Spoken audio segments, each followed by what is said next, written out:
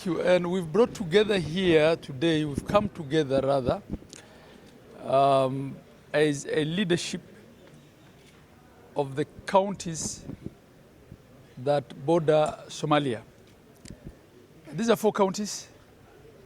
Down south, beginning with Lamu, and then Garisa, Wajir, and Mandera. We've brought together the political leadership and also the security teams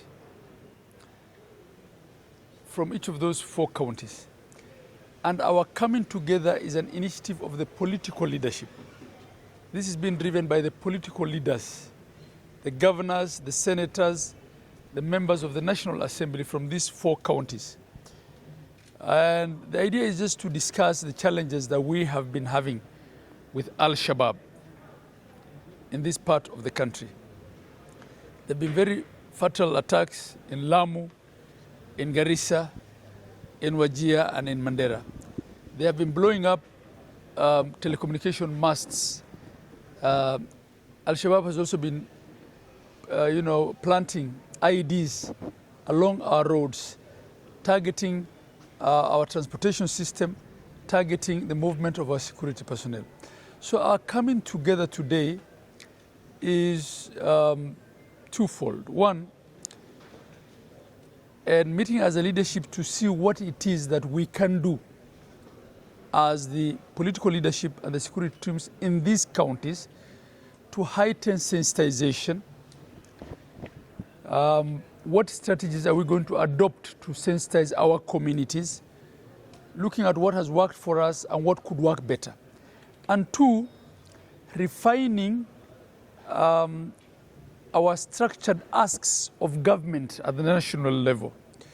What it is that we are seeking our managers of security at the national level, what it is we are seeking our president and his cabinet at the national level to help us with as a region to deal with this issue of Al-Shabaab.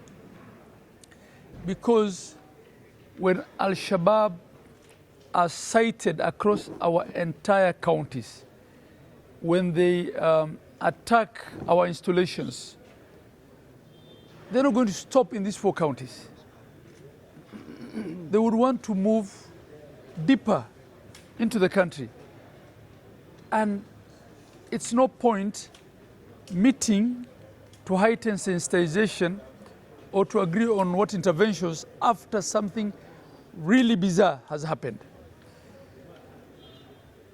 It's already enough that they are in our counties and are killing people. 1 Kenyan killed by Al-Shabaab is 1 too many. So this is the objective of our coming together, to see, consult, because no one has a monopoly of ideas. But we are in this together. There are no party differences, there are no county differences, there are no clan and sub-clan differences in the fight against Al-Shabaab. I think the main objective of the meeting was clear, dealt with by my brother Governor Wajir. Mine is just to add some 2-3 points. One, I would like to tell the country that Al-Shabaab is no longer a ragtag group. Al-Shabaab is becoming stronger and stronger as the days goes, and I can confirm that in our counties, a huge chunk of the area is now being partially controlled by Al-Shabaab. I can tell you for Mandera, Al-Shabaab presence and sightings are more than 60% of Mandera County. What that means is that we are no longer be able to go out of our headquarters to provide services to the people of our counties. And Al-Shabaab is not a security problem, only for security forces. Al-Shabaab is our problem. And I want to confirm that the people of these 4 counties are willing and ready to support the government to fight Al-Shabaab if proper structure is put in place so that the locals were involved in fighting Al-Shabaab. We have several units of security forces in this county or counties. The major challenges have been there is no proper coordination of what we do. The public are ready and the Mahuslays are ready. The only thing that we require is support from our national government. As county government, we are ready and we are already doing the support, including even sponsoring this conference. So we are ready. We want to ask the government to support us in recruiting local boys to flush out Al-Shabaab. The issue of sharing information will disappear because once the Al-Shabaab get control of an area, if they find that there are local people who are giving information, they will be the first target. So for us to get a proper information, the most urgent thing is to flush them out. And the only way to do is by recruiting, by involving the local youth, the local people who are ready to die for their counties. Hatutakubali this issue or this position to continue like this kwa sababu we have seen, we were there before. Each of us as leaders in this region knows what Al-Shabaab can do. I, for one, I was the governor in 2013, 2017. In 2015, we got the University of Garisa, and those are bad memories. We do not want to see something like that happen. So Leo, our meeting here is to basically agree on critical interventions that we can do as leaders, to our communities, and of course with full support to the national government, security agencies in the counties, ili tuhakikishe kwamba these guys do not, or these goons rather, do not make any progress with their, heinous plans. So ni hayo tu bila kusema mengi. So this meeting is to agree on ourselves what can we do, and of course we are putting together our minds in a big way so that we come out with very, very critical ideas and critical steps that hopefully will save the situation. Like now we have this big road from Isiolo to Mandera, which is coming. If this trend of Al-Shabaab continues, that road will stop. And if it is stopped, it is us, the community of this region, that is going to lose. The same with the LAPSET program. Therefore, mine is to tell our communities that everybody has a responsibility to make sure that Al-Shabaab is an enemy. It has nothing to do with religion, and therefore stand up, wake up, don't allow your goat to be eaten by Al-Shabaab, don't allow your milk to be drunk by Al-Shabaab, don't allow your water to be drunk by Al-Shabaab. Security starts with us individuals. Every individual should wake up and fight Al-Shabaab. Gathered here as leaders and security officials who are based in northeastern Kenya to talk about the menace of Al-Shabaab and how they are trying to get a foothold in our region. We are here to ensure that steps, meaningful steps are taken to ensure that there is lasting peace in our region. 50 years after independence, we did not have much investment in our region.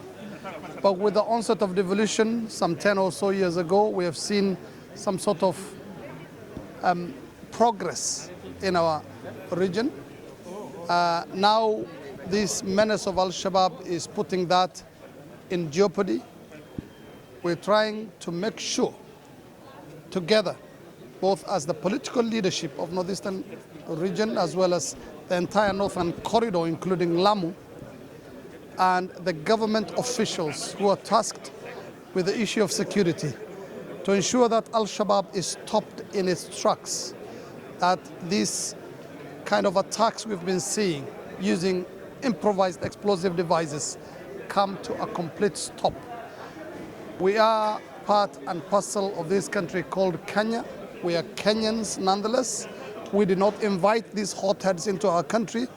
and we are not going to allow them to gain a foothold in our region. They are not agents of Islam. We are Muslims. We know our religion very well. What they are practicing has nothing to do with our peaceful religion. We do not want them in our region, and we will ensure together, working together with our communities, we will stop them in their tracks. We need a number of things done. For example, investment in the region in terms of development. We also want our young people. There are throngs and throngs of young people, thousands upon thousands of them who are jobless. And they are just, to the Alshabab, they are people to be recruited into their campaign of violence. We want the government to ensure that we get more employment for our youth. We also want to ensure that the security forces, as well as those civilian forces who have so far been the first line of defense, the Kenya police reservists, get the necessary equipment and the right remuneration so that we push back against these evil people. Here today, my name is Hussein Abdulbari, Member of Parliament, Tarbaj constituency. We are here today in Wajir with the leadership of Garisa County, Wajir County, Mandera County, and also Lamu County. We are here because we are all coming from zones or areas or counties which are bordering Somalia, and we have unique challenges that are affecting our people. So we said let's converge together and discuss issues which are affecting us, and so that we can come up with a solution. In talk also are the security teams from all these 4 counties or 3 counties who are also hearing the discussions that are going on. One of the major things that we have are insecurities to do with Alshabab, and also insecurities arising out of drug dealers or drugs coming from Ethiopian side, bank specifically. This issue of Al-Shabaab and all that, we've looked at it from a point of insecurities in many respects. Economic insecurities, social, political, and otherwise insecurities. We've seen that there's a large number of people or large number of youth from this area are not getting employment. They're not employed and they're idle, and they become susceptible to people with criminal motives like Al-Shabaab. They can easily be lured, and also a threat also is forcing people to be part of this game. We've seen that as a leadership from this region, we should come together and find out areas where we can cooperate, or we can redesign our ways of doing things so that our people can get the necessary or the needed development that they want. We have pointed out issues of infrastructure like roads, issues of common approach to livestock and livestock development projects as counties. We've looked at issues of security generally as a team together, because our areas are similar and our challenges are similar.